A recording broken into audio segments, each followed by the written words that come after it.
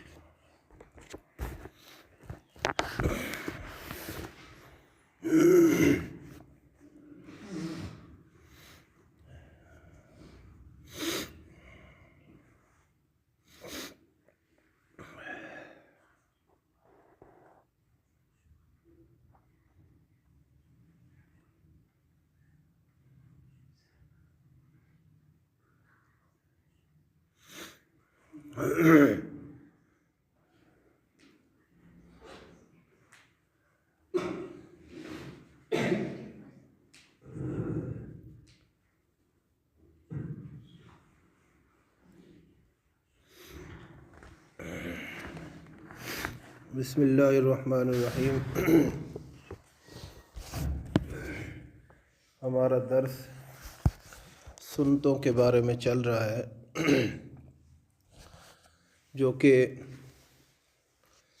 9 سنتیں ہم بیان کر چکے ہیں۔ اسی طرح 4 سنتیں باقی ہیں، جو کہ کانوں کا مسح کرنا، پے در پے وضو کرنا، ترتیب قائم رکھنا اور ہر اعضاء کو 3 مرتبہ دھونا۔ کانوں کا مسح میں نے بتا دیا تھا کہ سر کے مسح کے ساتھ ہی انگوٹھے، دونوں ہاتھوں کے انگوٹھوں کے ساتھ کانوں کے پیچھے سے اور شہادت کی انگلیاں جو ہیں کانوں کے اندر سے، اس طرح مسح کانوں کا بھی کیا جاتا ہے۔ اسی طرح پے در پے وضو کرنا۔ پے در پے وضو کرنے کا مطلب یہ ہے کہ جب انسان ایک اعضاء کو دھوتا ہے، مطلب ہاتھوں کو دھو رہا ہے، ہاتھ اعضاء ہے، چہرہ اعضاء ہے، پاؤں اعضاء ہے، مسح کا جو حصہ ہے وہ اعضاء ہیں۔ اسی طرح اگر ایک اعضاء کو اس نے دھو لیا اور فوراً اس کے بعد دوسرے اعضاء کو، یعنی دوسرے جسم کے حصے کو دھونا ضروری ہے۔ یہ نہیں ہے کہ ایک اعضاء کو دھو کر بیٹھا رہے، دوسروں سے باتیں کرتا رہے، یا ایسے بیٹھا رہے کہ پانی ختم ہو گیا تو پھر آدھے گھنٹے بعد پانی آیا، پھر اس نے اسی جگہ سے آگے وضو شروع کر دیا۔ ایسا پے در پے نہیں کہتے۔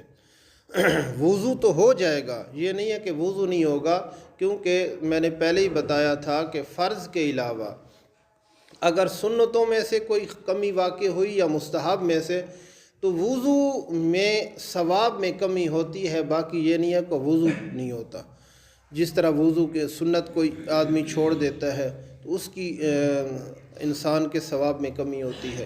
تو اسی طرح وضو ہو جائے گا، لیکن وضو کے اندر کراہت یا وضو کے اندر ثواب میں کمی ہو تو اسی طرح وہی کمی آگے نماز کے اندر، وہی کمی آگے عبادت کے اندر بھی جائے گی۔ جب خالصتاً خشوع و خضوع کے ساتھ وضو ہوگا تو اسی طرح آگے عبادت میں بھی تقویت ہوتی ہے، قوت کے ساتھ، ثواب کے ساتھ، بھرپور طریقے کے ساتھ آگے عبادت ہوتی ہے اور اس کا بھرپور طریقے کے ساتھ ثواب ملتا ہے۔ اس کی مثال ایسے ہے جیسے ہم ایک کمرہ بناتے ہیں، مکان بناتے ہیں، اس کی جتنی ہی بنیاد مضبوط بناتے ہیں، اوپر اتنا ہی عمارت مضبوط اس کے اوپر کھڑی ہوتی ہے۔ تو یہ چیزیں جو بیان ہو رہی ہیں، یہ وضو کا طریقہ بھی ہے اور سنت طریقہ ہے۔ حضور صلی اللہ علیہ وآلہ وسلم نے اسی طریقے کے مطابق وضو کیا ہے، اور جب ہم سنت کے مطابق وضو کریں گے تو اسی طرح عبادت بھی ہمارے اسی کے مطابق ہوگی کہ ہمیں پورا ثواب ملے گا۔ اگر ہماری نماز صحیح ہے تو اس کا پورا ثواب ملے گا، کیونکہ ہماری بنیاد جو وضو تھا یہ اس کی بیس یا بنیاد بن رہی ہے۔ لہذا جس چیز کو ہم اچھے طریقے سے، وضو کو اچھے طریقے سے کریں گے تو ہماری عبادت بھی اسی اچھے طریقے سے آگے ہوگی۔ اسی طرح مطلب پے در پے وضو کرنا، ایک اعضاء کو دھونے کے فوراً بعد دوسرے کو دھونا کہ پہلا خشک نہ ہو جائے۔ اسی طرح ترتیب قائم رکھنا، قرآن مجید کے اندر یا ایھا الذین آمنوا اذا قمتم الی الصلاۃ فاغسلوا وجوہکم وایدیکم الی المرافق وامسحوا برؤوسکم وارجلکم الی الکعبین، اس کے اندر ترتیب بیان ہوئی ہے کہ پہلے چہرہ، بعد میں دونوں ہاتھوں کو کلائیوں تک دھونا، اس کے بعد مسح، اس کے بعد پاؤں، اسی ترتیب کے ساتھ وضو کرنا، پہلے ہاتھ، پھر کلی، پھر اسی طرح ناک میں پانی چڑھانا، پھر چہرہ دھونا، پھر بازوؤں کو دھونا، پھر مسح کرنا، پھر پاؤں کو دھونا، اسی ترتیب سے وضو کرنا، یہ بھی سنت ہے، یعنی ترتیب قائم رکھنا۔ آخری جو ہے وہ ہے دھونے والے اعضاء کو 3 مرتبہ دھونا، ہر دھونے والے اعضاء کو 3 مرتبہ دھونا۔ اگر آپ نے کلی کی تو اس کو 3 مرتبہ کیا، ناک میں پانی چڑھایا تب بھی 3 مرتبہ پانی چڑھایا، اسی طرح چہرہ دھویا 3 مرتبہ دھویا، دونوں ہاتھوں کو کونیوں سمیت دھویا، وہ بھی 3 مرتبہ دھویا۔ ہاں مسح 1 دفعہ سنت ہے، یہ نہیں ہے کہ مسح کو 3 مرتبہ کرنا۔ ہاں ایک چیز اور ہے جہاں پر میں نے بعض اوقات لوگوں کو دیکھا ہے، اس انسان اشکالات کا ازالہ کرتا چلے تو بہت زیادہ اچھی بات ہے، کہ جب لوگ مسح کرتے وقت ہاتھوں کو گیلا کرتے ہیں اور اس کے بعد اس طرح کرتے ہیں، یہ کسی جگہ پہ ثابت نہیں ہے۔ مطلب مسح کرنا فقط اتنا ہے کہ سر کو دونوں ہاتھوں کے ساتھ مس کرنا، دونوں ہاتھوں کو آپ نے سر کے ساتھ مس کر کے پیچھے گدی تک لے گئے، اس کے بعد دونوں ہاتھوں کو واپس کیا، یہاں تک مسح آپ کا ہو جاتا ہے۔ یہ ضروری نہیں ہے کہ ہاتھوں کو چومنا یا پانی کو چومنا، یا بعض اوقات یہ بھی کہتے ہیں کہ کسی سے آدھی پوچھے نا کہ ایسا کیوں کہتے ہیں اس کے ساتھ یہ پانی جو ہوتا ہے نا برکت والا ہے، اس میں کوئی شک نہیں ہے۔ حضور صلی اللہ علیہ وآلہ وسلم نے آخر پہ کھڑے ہو کے پانی پینے کو، یہ مستحب کے اندر آئے گا، کھڑے ہو کر پانی پینے کو مستحب قرار دیا ہے۔ جو پانی بچ جائے، پرانے زمانے کے اندر وہ کوزے ہوتے تھے، مٹی کے برتن ہوتے تھے جس کے ساتھ وضو کیا جاتا تھا۔ حضور صلی اللہ علیہ وسلم نے فرمایا کہ آخری جو بچ جانے والا پانی ہے وہ کھڑے ہو کے تھوڑا سا پی لیا جائے، وہ اس لیے کہ وہ برکت اس سے ہوتی ہے۔ جس طرح ہم آب زمزم کو کھڑے ہو کے پیتے ہیں، اس کی برکت کے لیے، اس کے ادب کے لیے ہم اس کو کھڑے ہو کے پیتے ہیں، تو برکت والا پانی ہوتا ہے، اس کو بطور ادب کے لیے ہم کھڑے ہو کے پینا حضور صلی اللہ علیہ وآلہ وسلم سے سنت ہے۔ یہ نہیں ہے کہ اس کو چومنا یا ماتھے پہ لگانا، اس طرح کوئی اس کے اندر یہ نہیں ہے۔ آپ ایک مرتبہ میرے ساتھ دہرائیں گے،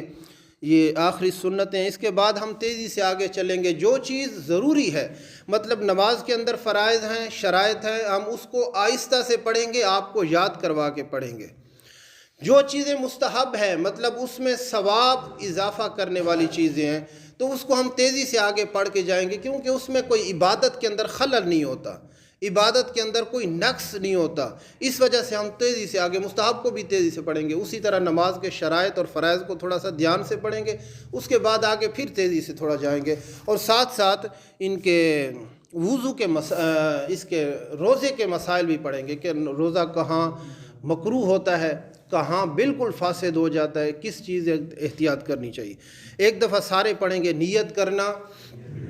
بسم اللہ پڑھ کر وضو بسم اللہ سے مراد پوری بسم اللہ پڑھ کر وضو شروع کرنا۔ میرے ساتھ بولیں گے، دونوں ہاتھوں کو کلائیوں تک دھونا،